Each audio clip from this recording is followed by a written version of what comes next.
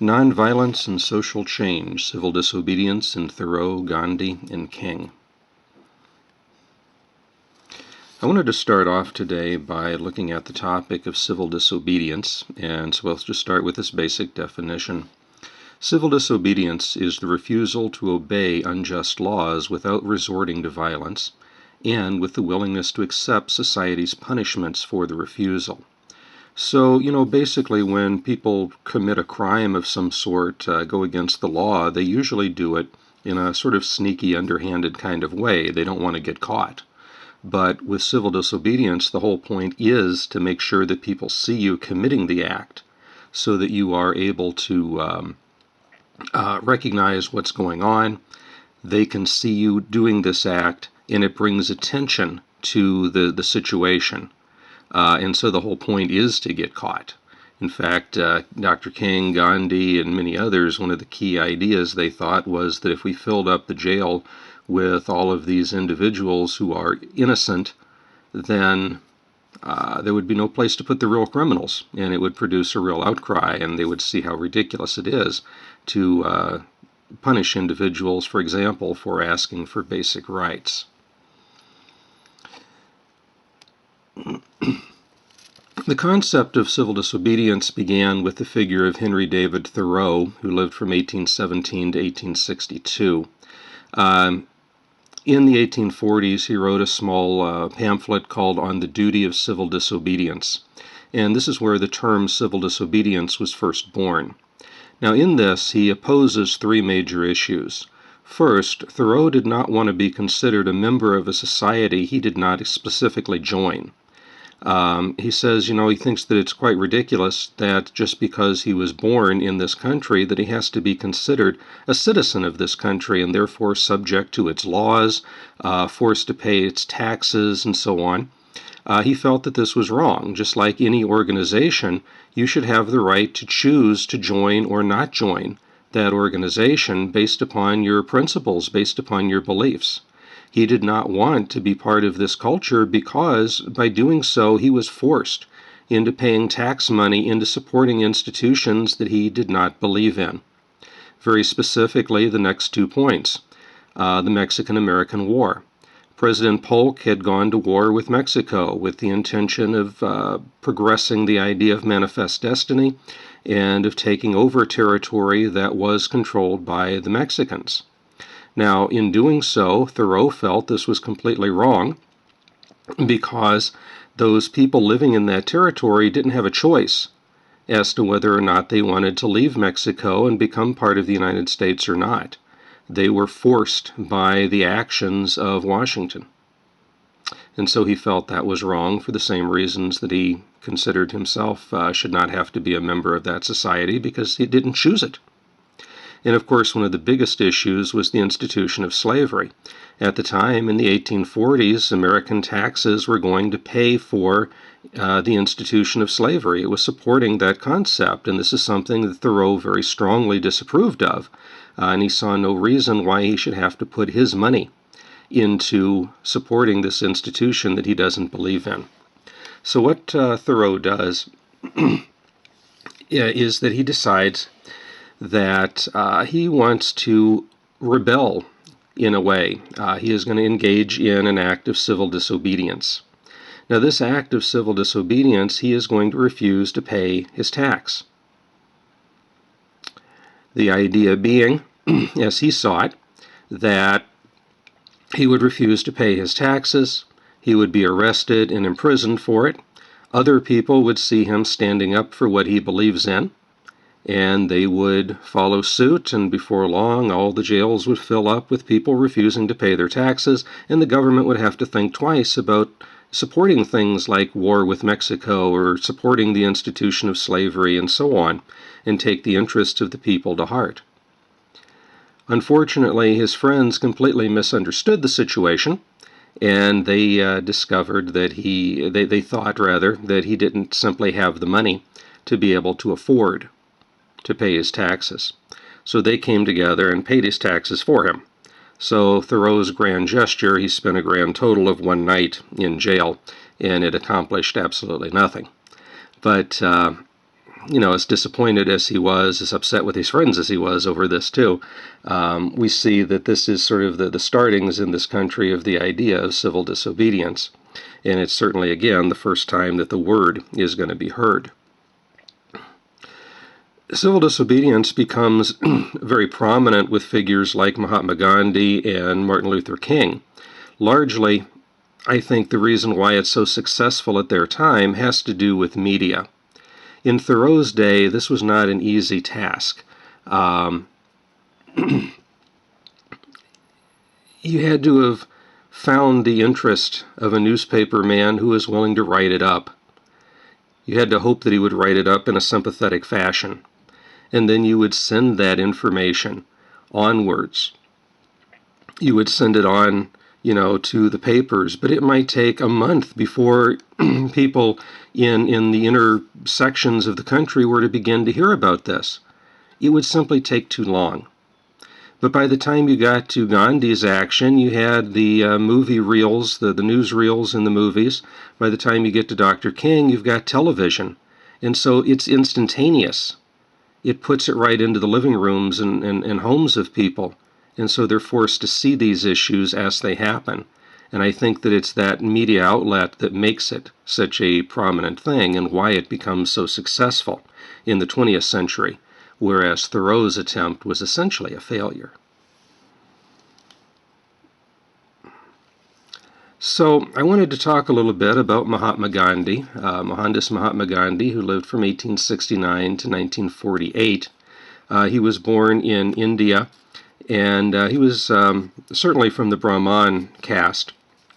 He was reasonably well-to-do, and he was able to go to England to study. And while he was in England, he was able to come in contact with the writings of Henry David Thoreau.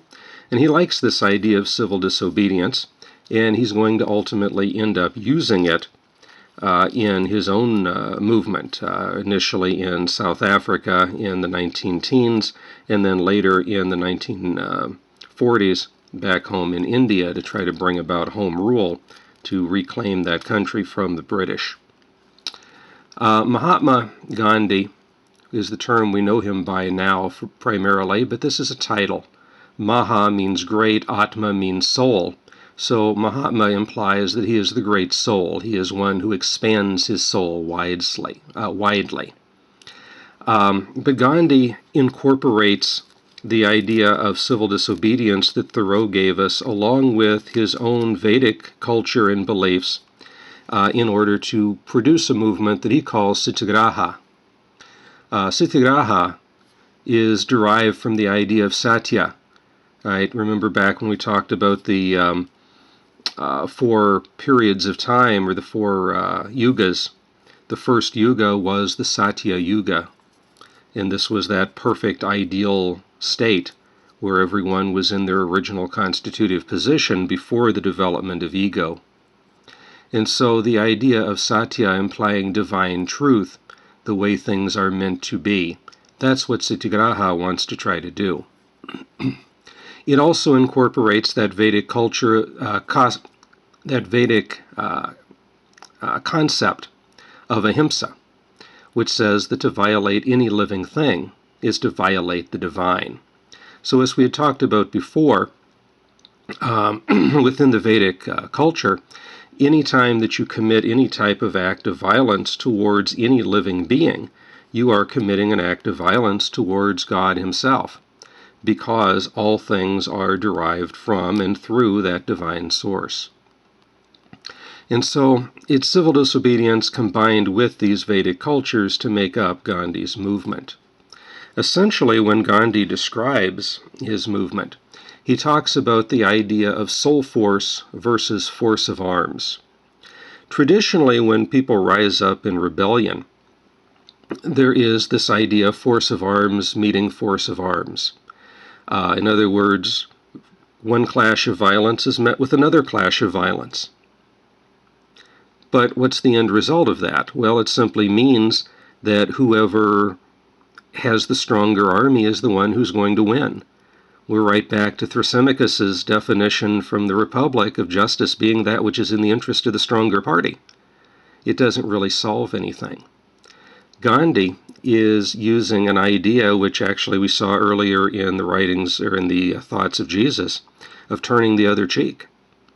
In essence, he says, when you are presented with a case of force of arms, don't fight back. Instead, use what he calls soul force. And this is where the idea of passive resistance comes into play. When an individual is attacked by the government forces, whether that be through billy clubs or fire hoses or attack dogs or whatever, instead of fighting back or trying to escape from it, you simply accept it. Now the thing is, Gandhi says that when you do this, you are initially going to lose.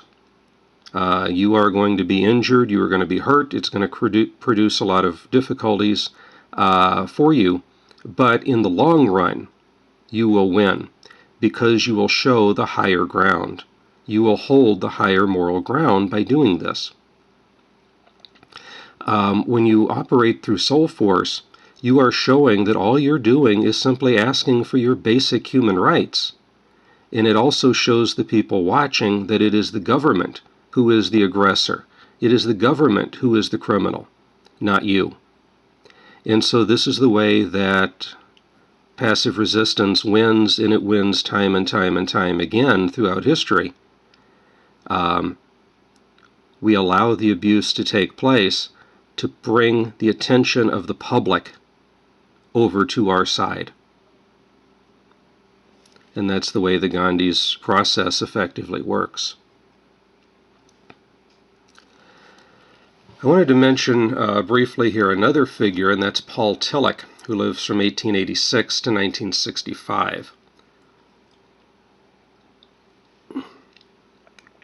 Paul Tillich is what we call a radical theologian, and he came from Germany originally, left because of the Nazis, and came over to the United States, where he became a very prominent teacher and thinker in the mid-20th century. In fact, he is going to be very influential on Dr. King. He will work with Dr. King in his graduate work. But anyway, he writes a book called The Courage to Be. And this is a book that King says he carries with him throughout the civil rights movement. Within it, we're told that courage is the courage to be rather than not be. It's the willingness to do what it takes, regardless of the cost, to exercise your full potential, to become yourself, rather than to exist shallowly and unfulfilled. In other words, if you have the courage to be, then it means that you are willing to stand up for what you believe in, hold to your principles, even in the face of your own non-existence, even at the threat of the end of your own life. You are willing to stand up to the opposition. That is the courage to be. And that's the courage that Mahatma Gandhi had. That's the courage that Dr. King had. That willingness to stand up, right to the point of death. Both Gandhi and King were assassinated based upon their beliefs, based upon their actions. But they are willing to put their lives on the line, to put themselves at risk for that very reason, for that very purpose. So that's the courage to be. And as I said, this is a book that King carries with him throughout the Civil Rights campaign. So that brings us to the figure of Martin Luther King Jr., who lived from 1929 to 1968. King was born in Atlanta, Georgia.